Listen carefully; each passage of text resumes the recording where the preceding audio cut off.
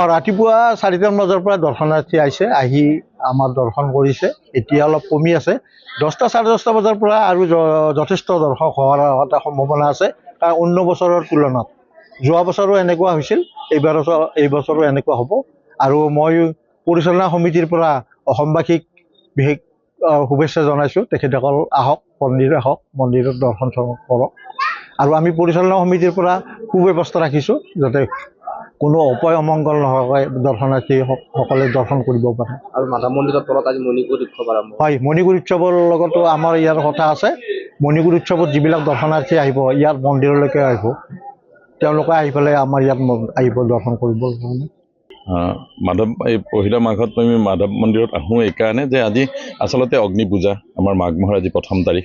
গতিকে ইয়াতে হোমত অংশ লওঁ, আৰু তাৰপিছতে আমি আমাৰ মেজি আচলতে কিছুমানত কালিয়ে পুৱাইছে, আৰু মোৰ যি জন্মস্থান সেই ঠাইত আজি পুৱাব মেজি, মানে অগ্নিক পূজা কৰিব আচলতে।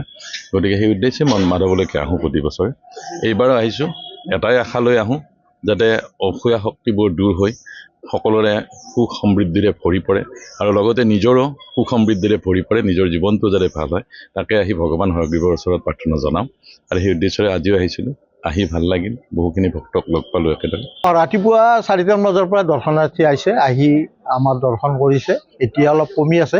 10টা 10:30 বজাৰ পৰা আৰু যথেষ্ট দৰ্শক হোৱাৰ এটা সম্ভাৱনা আছে, কাৰণ অন্য বছৰৰ তুলনাত। যোৱা বছৰো এনেকুৱা হৈছিল, এই বছৰো এনেকুৱা হ'ব।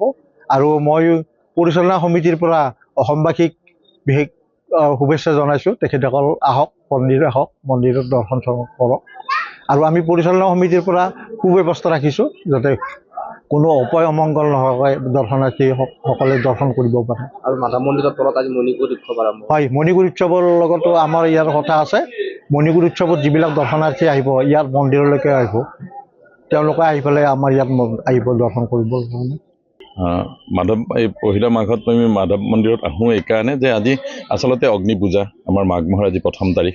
গতিকে ইয়াতে হোমত অংশ লওঁ, আৰু তাৰপিছতে আমি আমাৰ মেজি আচলতে কিছুমানত কালিয়ে পুৱাইছে, আৰু মোৰ যি জন্মস্থান সেই ঠাইত আজি পুৱাব মেজি, মানে অগ্নিক পূজা কৰিব আচলতে। গতিকে সেই উদ্দেশ্যে মই মাধৱলৈকে আহোঁ প্ৰতি বছৰে। এইবাৰো আহিছোঁ, এটাই আশা লৈ আহোঁ, যাতে অসূয়া শক্তিবোৰ দূৰ হৈ সকলোৰে সুখ সমৃদ্ধিৰে ভৰি পৰে, আৰু লগতে নিজৰো সুখ সমৃদ্ধিৰে ভৰি পৰে, নিজৰ জীৱনটো যাতে ভাল হয়, তাকে আহি ভগৱান হয়গ্ৰীৱৰ ওচৰত প্ৰাৰ্থনা জনাম। আৰু সেই উদ্দেশ্যৰে আজিও আহিছিলোঁ, আহি ভাল লাগিল, বহুখিনি ভক্তক লগ পালোঁ একেদৰে। যিকোনো খবৰৰ বাবে যোগাযোগ কৰক আমাৰ এই নম্বৰত 9181 307 221।